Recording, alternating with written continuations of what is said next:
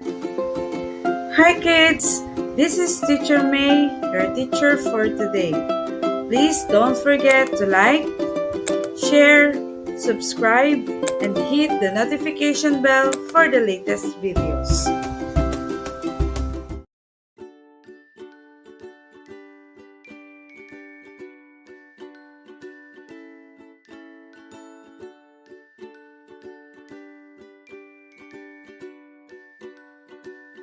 Before we start our new lesson, let's have a short review. Fact or bluff? Direction. Identify whether each of the following statements is fact or bluff. In a 1/4 sheet of paper, draw a smiling face emoji if the statement is a fact, and a frowning face emoji if it is a bluff.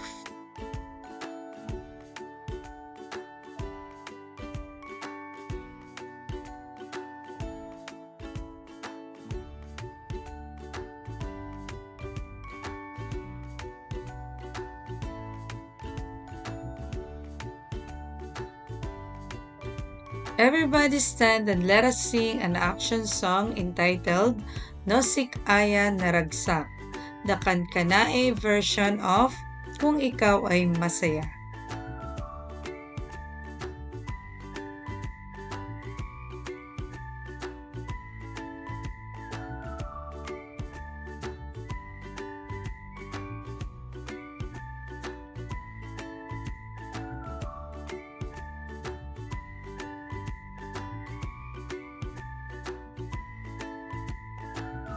When was the last time you felt happy? How did you express your happiness during the moment? People express their feelings in varied ways. They laugh, clap their hands, stamp their feet, jump, or even sing. Aside from doing those actions they celebrate, how do they celebrate?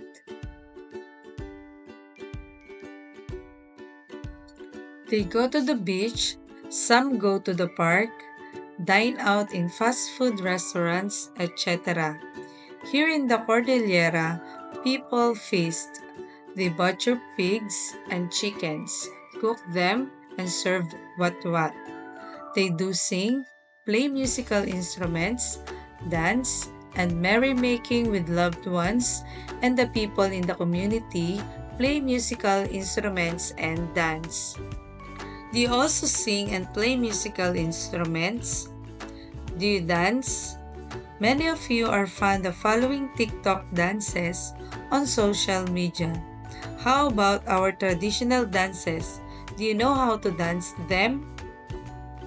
Let's unlock your vocabulary. Decode me. Decode the following numbers into letters or a word. Write your answers on your worksheet. Use the chart as your guide.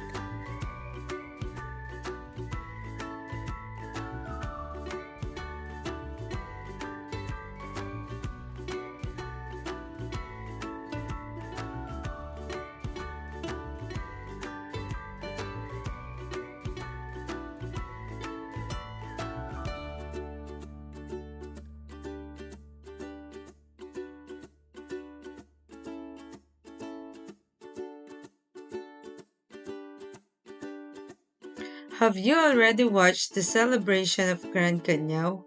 As the highlights of the Adivay Festival were festivities started with a Thanksgiving dance, during which the pigs that were caught during the Deepap were blessed and presented to God.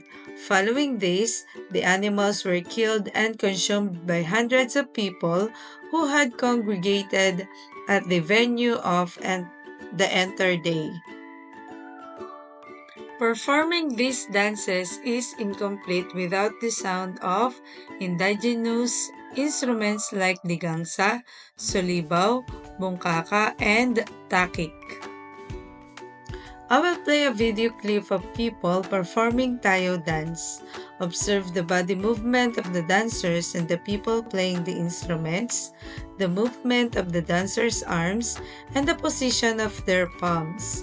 The instruments played, the audience, and the attires of the performers. Take note of your observations on the following while watching. Body movement of the dancers and the instrumentalists. Movement of the arms and the position of their palm.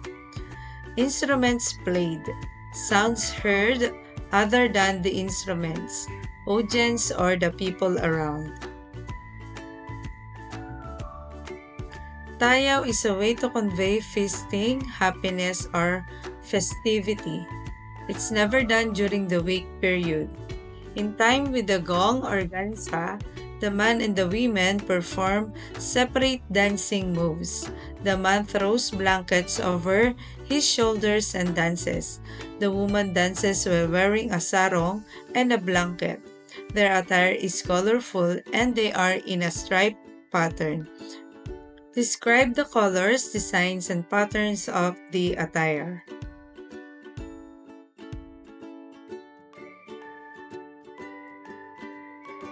For the Benguet people, when performing tayaw, which means fly among the ikurots, there are interpretations and meanings associated with the arm gestures. Being able to spread one's arms like an eagle signifies freedom and independence. Palms up on hands represent gratitude to Kabunyan. Lowering one's arms to show reverence for deceased ancestors is symbolic. Fingers pressed together represent unity and harmonious relationships. The male represents bravery and self-confidence during the tayaw, while the female represents humility and submission. The dancers occasionally gaze up into the sky and then down at the floor, signifying a request for fertility and an abundant crop.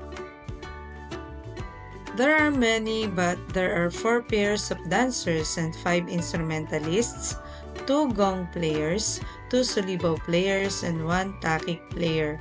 They dance and move around the circle. There are special names for the pair of dancers, the manijaw, or male dancer, and the manengshung, or female dancer. They go around the circle several times, with their stretched arms outward, dancing with a hoop and skip.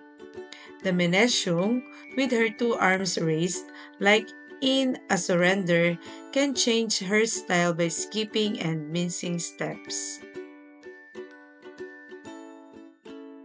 As shown in the video, while they were dancing tayaw, rice wine or tape was offered to them, and those playing the instruments, a prayer o datok, in the form of a wish is said aloud to the dancers during the music playing as an offering to the spirits.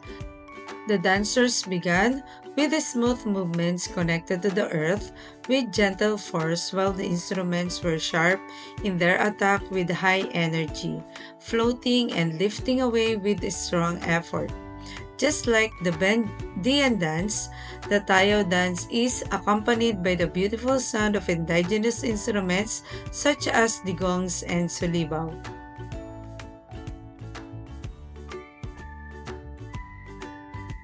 The gongs or gangsa are created through the aid of a hammer and anvil, a heavy iron block, heated up, then pounded and bent using a metal cylinder to create a particular sound, often depending on its placement in an ensemble. The silibaw is played by striking the drum head using the palm.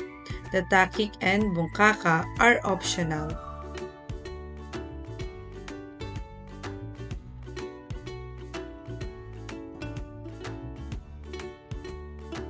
Utilization of music, theater, dance, and visual arts representations in expressing themes or ideal associated with a person's faith or beliefs.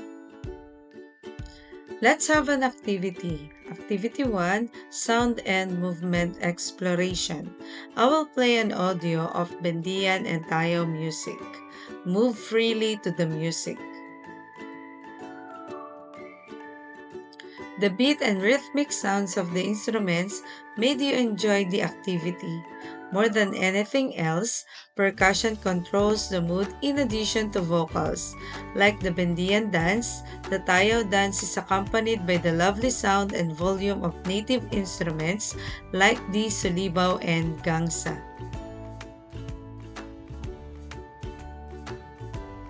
The music of gangsa is known for its rhythmic beats and melodic tones that can evoke a range of emotions in listeners, from feelings of joy and celebration to feelings of peace and spirituality.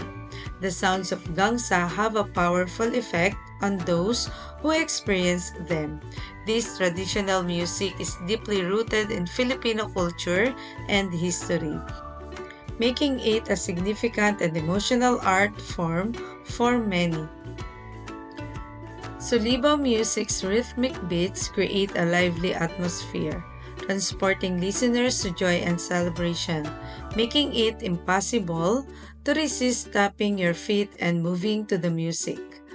The gangsa and sulibaw, when combined, can evoke a variety of emotions in listeners. The sulibaw's rhythmic pulses and gangsa's deep tones create a captivating sound that can transport listeners to various emotional states, connecting them to nature, cultural richness, and even promoting dance and celebration.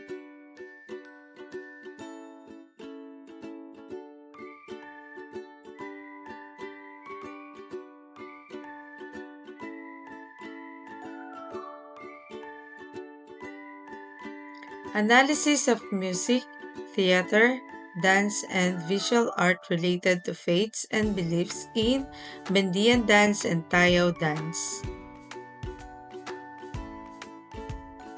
Activity 2. Watch the video on catching pigs, which is a game held every Adivay festival in Benguet. Observe the following: the sound and movement of the pigs and the catchers.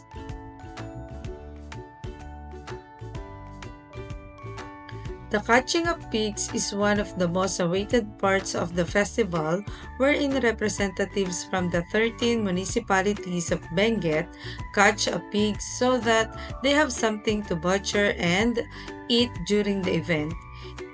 In Benguet, events such as the piercing scream of a pig, the distribution of wat-wat on Igorot feast, the sound of gongs, and the merrymaking of people, how they respond usually communicate their religious beliefs, customs, and values. The Benguet people have the belief that there are unseen beings that come from both the sky world and the underworld, and that these beings possess the ability to control humans.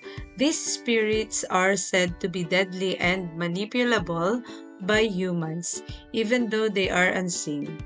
By doing this, people try to gain the spirits' favor and become friends with them. Through prayerful communication with the spirits, a ritualistic offering is made in an attempt to win their favor or placate the irate spirits. The spirits grant prosperity and good health to the celebrant in return for the gifts they have received, and the placated spirit will stop spreading illness.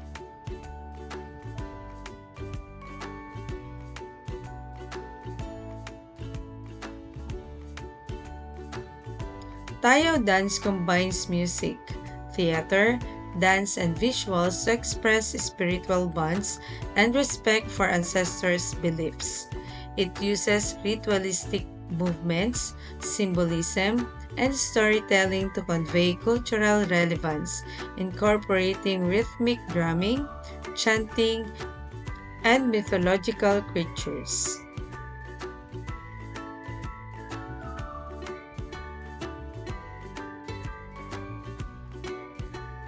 Activity 3. Comparison of Bindian dance and the Tao dance based on faiths and beliefs of the province. Instruction: divide the class into 4 groups. Identify the symbols or patterns in the costumes and movements and discuss its symbolism. Do this in the worksheet. Each group will be given pictures that are assigned to them.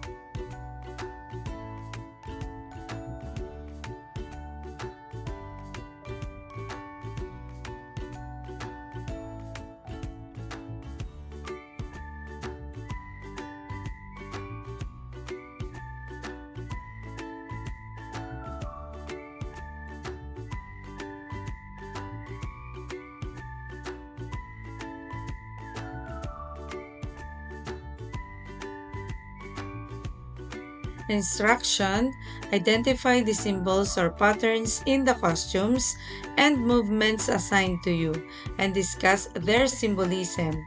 Do this on the worksheet.